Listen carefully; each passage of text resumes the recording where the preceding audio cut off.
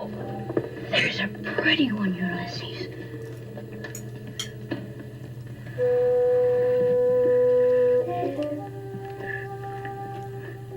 There it is. Hello BookTuber, I'm Shawn the Book Maniac. Welcome back to my channel. Here I am. I'm not sure if this is a book review or if this is just me, cri de coeur, a cry of the heart, because I'm just a little bit discombobulated by the fact that I read a romance novel and I loved it in a 5-star way. So here I go, destroying my reputation. Now, not quite destroying my reputation. So this is a 1939 romance novel called Clothes Pegs by Susan Scarlett, which was the pen name of the famous children's writer Noel Streatfeild. And she wrote about a dozen romance novels to make money early in her writing career. And Furrowed Middlebrow, the imprint of Dean Street Press, has brought them all back into print. I wanted to join my dear friend Leah over on Litsy's Furrowed Middlebrow book club this year, and this was the first book they were reading, so I snatched myself an ebook and have just finished reading it. Now, I like some of what comes out of Furrowed Middlebrow, but I'm a little bit more highbrow than I am middlebrow, so I have a complicated relationship with what they put out. And yet this one is probably my favorite, and it's a Cinderella love story. It's a fairy tale. It is the word that kept popping up in reviews that I've read. It's frothy. Now that's a new word for me, but I kind of like it. It kind of fits, but yet it was so beautifully written. I loved the writing that I want to read absolutely everything else that Susan Scarlett and her alter ego, the real person, Streatfeild, wrote. Streatfeild has a fascinating life. I learned just about everything I know about her from Roz of Scallydandling About the Books, who was a big fan and maybe even distantly related, because they both come from Sussex. Streatfeild, born 1895, although I think that there's some controversy about whether it was 1895 or 1897, but we're not going to dwell on that. Died in 1986.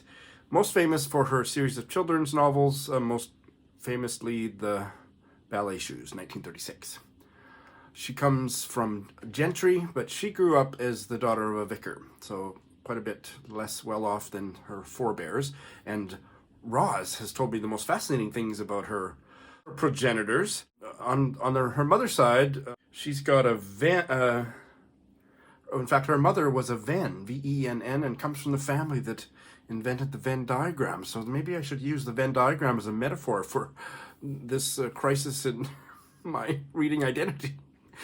Things that overlap, so maybe we'll come back to that. But also on, I'm not sure which side of the family, one of her great-grandparents, one of her great-grandmothers was Elizabeth Fry, you know, the Elizabeth Fry Society. So she's got an interesting family tree. She's also a really beautiful writer. I'm going to read you the opening couple pages of this novel, which is about a lower-class family that are working hard and barely scraping by. It's a big, loving family, and everybody's doing their best to pay the rent. The mother, Ethel Brown, she has this dream to get nice green curtains for the living room or whatever, and she's trying to save, you know, a shilling a week or something, and it always has to go for some other expense that comes up. And the oldest daughter is Annabelle, and Annabelle is our heroine. She's working at a dressmaker shop, and she's just doing sewing or whatever, but she's so beautiful that when one of the models, because I guess back in the day they actually had models that would put on the dresses for the potential buyer. I don't understand that. I would want to try it on myself, because there's nobody more beautiful and shapely than me. But anyway, I digress. In those days, apparently, they had models in-house, and she gets promoted to do that, and there's lots of catty relationships with the other models, and through that she meets an upper-class man who expresses a lot of interest in her, and that's all I'm going to say about the plot.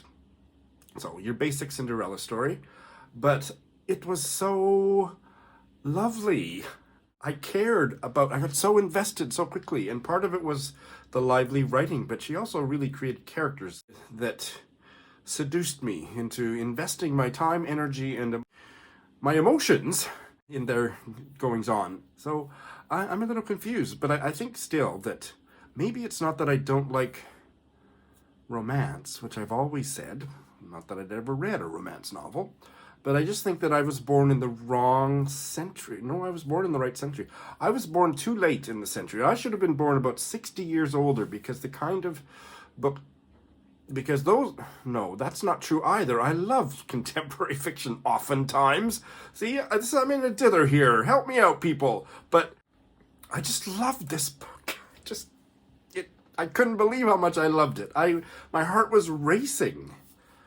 So what's that about? Well, part of what that's about is that I need to read. I need to inhale. Certainly, all the Susan Scarlett books that have come out from For Old Meadow Brow of Dean Street Press. Streatfeild she also wrote some autobiographical fiction. There's a trilogy. The first one is A Vicarage Family, and then Away from the Vicarage and Beyond the Vicarage. I want to get my hands on those. Even dip into her children's literature. I've discovered a new author that I'm obsessed with because of how this book was like crack cocaine for me. I just was so addicted to it. I couldn't stop reading it, and I haven't had an experience like that.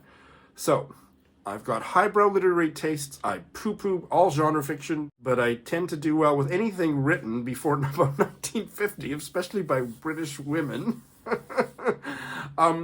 So who am I? That's really what this video is about. Without further ado, this has been a jumble of a review, and probably your decision, more than being based on anything I've just said, will be on this excerpt. So here goes, the opening to Clothes Pegs by Susan Scarlett, aka Noel Streatfeild. Ethel Brown looked at the clock, 6:10. Unconsciously, her movements slowed.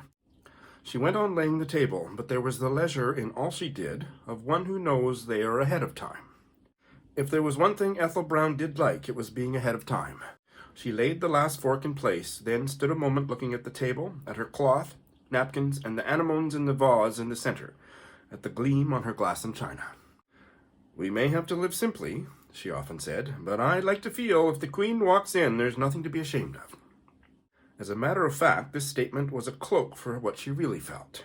If you have been selling hardware all day or stitching at other people's clothes, you have a right to expect everything very nice at home. Often in the winter, when there was nothing to pick in the garden, it was a squeeze to buy a few flowers, but she managed. "They need to see something bright," she would say to herself as she parted with a 3p or 6p. "All that fighting to get into the train must be disheartening, nothing like a bit of colour to buck you up." She went into the kitchen and looked in her gas oven to see how her cottage pie was doing. She was glad it was cottage pie. George was so fond of it. Difficult he was over his food. Standing about all day at Fordwich's seemed to take the appetite from him. No wonder, she often thought, must be hard being assistant manager under a crotchety man like Mr. Earl. Not that even Mr. Earl could find anything to complain of in George. A harder working man never lived, nor one who knew more about his job. Her kitchen was a testimony to all George knew about hardware, wonderful stuff he got at wonderful value. She went back into the other room and peered out of the window. Nasty-looking night, half rain and half sleet. She wished she had not let Alfie go to his scout meeting, but he was so set on it and had promised to run both ways, and he was a good boy about keeping a promise. She wondered if Annabelle had managed to catch George's train. She smiled as she thought of it. What a one George was for making a game out of all things. Toffee, if Annabelle caught the same train as he did all 5 nights of the week. Not that it was a game, really. George liked Annabelle to try. It seemed to make all the difference to him to have one of the children to travel up and down with him. But it made a rush for Annabelle. They did not knock off to time at Burtna's like they did at Fordwich's. Funny, these smart dressmakers, they never seemed to see that laying down what you were working on at 6 was not the same as having your work put away by 6. There you go. So, if you like that writing, check it out. But I also, as I read that to you, I was thinking, oh yeah, there's a whole bunch of gender critique and social, position of women and stuff, and I had all that dialogue going on as I read it, and I still just absolutely loved it.